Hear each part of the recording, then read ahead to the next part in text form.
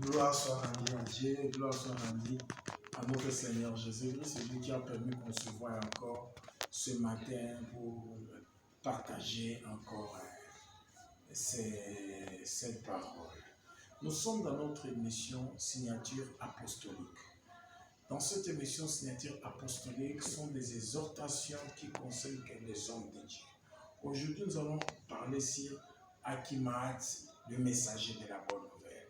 Achimaat, le messager de la bonne nouvelle.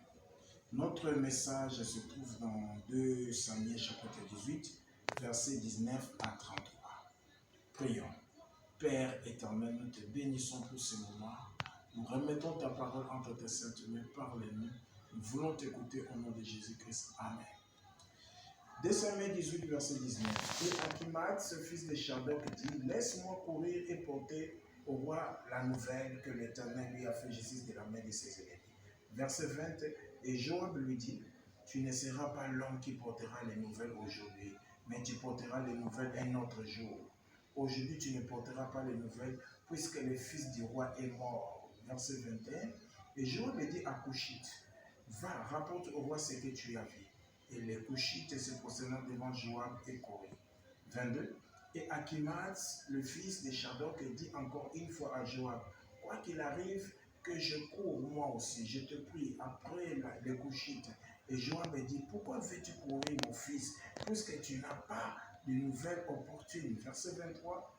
Et quoi qu'il arrive, je veux courir. Et Joab lui dit: cours. Et Achimaat courut par le chemin de la plaine et dépassa les Couchites. Verset 24. Et David était assis entre les deux portes, et la sentinelle allant sur le toit de la porte, sur la muraille, et elle leva les yeux et regarda, et voici un homme qui courait seul. Verset 25. Et la sentinelle criant et rapporta au roi, et le roi dit: si le sait, il y a des nouvelles dans sa bouche. Et l'homme allait toujours et approchait. Verset 26. Et la sentinelle vit un autre homme qui courait.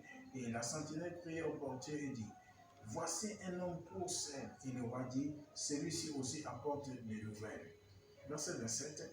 Et la sentinelle dit: je vois le premier coup comme court Achimaat, le fils de Shadok.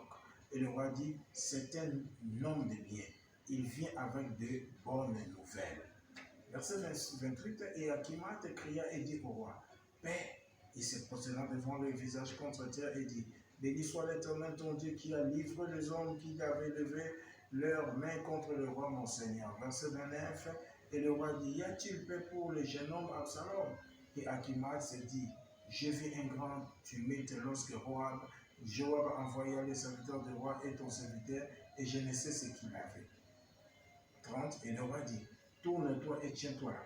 Et se tourna et se tint là. Verset 30. Et voici le Couchite arriva, et le Couchite dit: que le roi mon Seigneur reçoive une bonne nouvelle, car l'Éternel t'a aujourd'hui fait justice de la main de tous ceux qui s'étaient levés contre toi. 32. Et le roi dit à Couchite: y a-t-il paix pour les jeunes hommes Absalom? Le Couchite dit: que les ennemis du roi mon Seigneur et ceux qui se sont levés contre toi pour le mal soient comme jeune homme. Et 33. Le roi fut très ému, et il monta à la chambre au-dessus de la porte et pleura. Et elle s'en alla et disait ainsi: mon fils Absalom, mon fils Absalom, fils, et je monte à ta place. Absalom, mon fils. Que Dieu bénisse sa parole. Bien-aimés, nous sommes dans notre mission Signature Apostolique. Nous allons parler aujourd'hui sur Achimaat, messager de la bonne nouvelle. Qui était Achimaat? Achimaat était l'un des coureurs de David. Il était porteur de bonnes nouvelles. Lui, on l'envoyait seulement pour de bonnes nouvelles.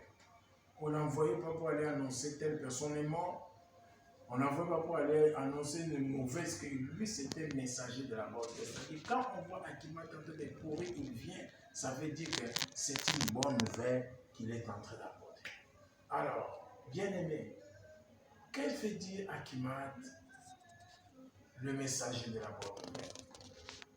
Cela veut dire que Achimaat avait son message que Dieu lui avait donné. Achimaat, c'est toi qui me suis maintenant. Tu as un message que Dieu t'a donné.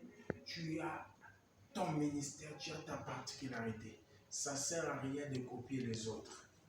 Dieu t'a appelé de parler sur le tabernacle. Reste dans le tabernacle. Dieu t'a appelé de parler sur la foi. Reste dans la foi. Pourquoi tu dois laisser ton message pour prendre pour l'autre? Akimaat était messager de la bonne nouvelle, n'était pas messager des morts, messager de condamnation, de quoi que ce soit. Bien aimé, si tu n'es pas dans le message que Dieu t'a donné, bien aimé, ça ne sera pas une bénédiction pour toi. Chacun doit rester dans son message. Ne laisse pas pour toi pour prendre pour l'autre. Non. Ainsi de suite. L'esprit d'Akimaat, ça se trouve aujourd'hui sur beaucoup de personnes. Et à un moment, les gens s'étaient donnés dans le message de la délivrance. Tout le monde commence à parler de la délivrance. Parce qu'on sait que lorsqu'on parle de la délivrance, il y a du monde qui vient. Mais ce n'est pas tout le monde qui est le messager de la délivrance. Si Dieu t'a appelé à parler de la foi, parle de la foi. Pourquoi tu peux copier? Actuellement, tout le monde commence à, comme on a vu, bon, je ne sais pas, beaucoup sont aujourd'hui dans le message de la sanctification. Même si Dieu n'avait pas appelé de parler de ça, il commence à faire ça. Parce que c'est que tel de donner ce message, il a la foule, ça tire la foule. Lui aussi, il veut faire la même chose. Ce n'est rien de grave. Reste dans ce que Dieu t'avait dit. Voilà qui m'a hâte. Lui, il était messager de bonnes nouvelles. Il court, il arrive. Le roi le demande même de donner les nouvelles. Il n'arrive même pas à dire que tel est mort, Absalom. Il n'arrivait pas. Parce que toi, tu n'es pas messager de mauvaises nouvelles. Toi, tu as ta parole, tu es messager de bonnes nouvelles. Annonce la bonne nouvelle. Qui tombe dans les légendes, qui tombe dans n'importe quoi. Annonce la bonne nouvelle. Akimaat, reste dans ton message. N'allez pas dans le message que tu ne maîtrisais pas. Tu n'es pas appelé à annoncer les décès, le funérailles. Toi, tu es appelé d'annoncer Jésus-Christ est Seigneur, Jésus-Christ est ressuscité. Tu es appelé à guérir les malades. Tu es appelé à prophétiser. Tu es appelé à faire des grandes choses. Voilà ce que nous pouvons dire aujourd'hui. Je demande à tous les Akimaat de rester dans le message. Dieu t'a appelé, tu as ton message. Tu dois sauver une personne à ton message. Ne fais pas ce qui ne t'appartient pas. Même quand on va te poser la question, tu ne pourras pas répondre parce que ce n'est pas ton message. Voilà ce qu'on voulait parler aujourd'hui. On organise une convention, un séminaire. Peut-être tu veux qu'on mette ton nom. Mettez mon nom, moi je dois intervenir. Mais le message qu'on va parler là, ce n'est pas ton domaine. Pourquoi tu veux seulement prêcher? Oh, que ce n'est pas ton domaine. Nous sommes dans un temps où chacun doit faire ce que Dieu l'avait donné. Tu connais la personne qui est fort dans la délivrance. Tel est fort dans les miracles. Appelez-le, va venir faire son travail. Mais tu n'es pas tout. Tu peux